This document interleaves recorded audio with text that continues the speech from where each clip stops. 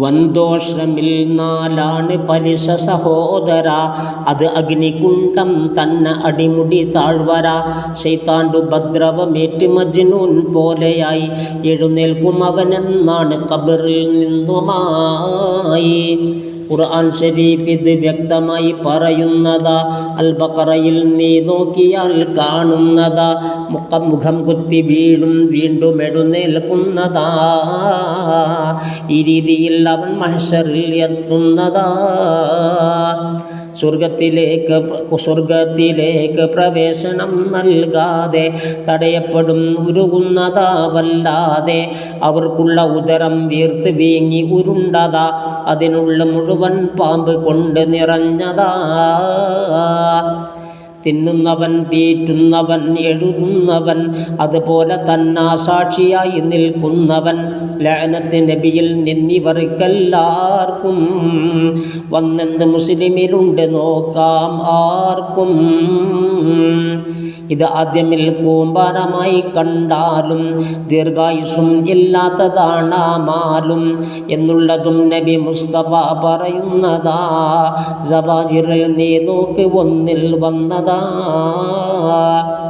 നശിപ്പിക്കുവാൻ പല മാർഗവും അതിലേക്ക് ഇറക്കുന്നതാണെന്നുള്ളതും ഒന്നോർക്ക്.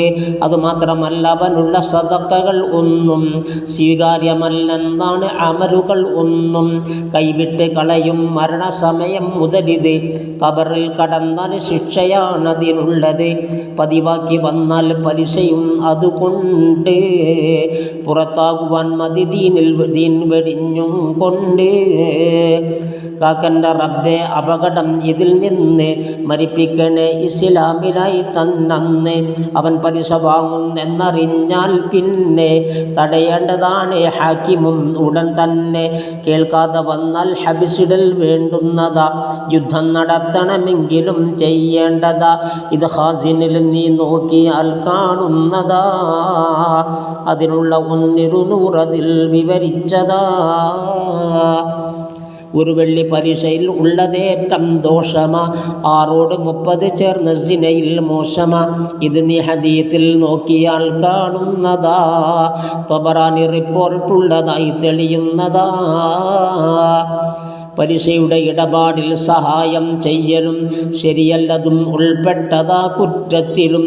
തേളാണ് ദിർഹം എന്ന് നീ അറിയേണ്ടതാ. അതിനുള്ള മന്ത്രവും നീ പഠിച്ചിരിക്കേണ്ടതാ. അല്ലാത്ത പക്ഷം 5 കൊല്ലും നിന്നെ. യഹ്യ ഇബ്നു റാസിയിൽ നിന്നുമാണിത് പൊന്നേ.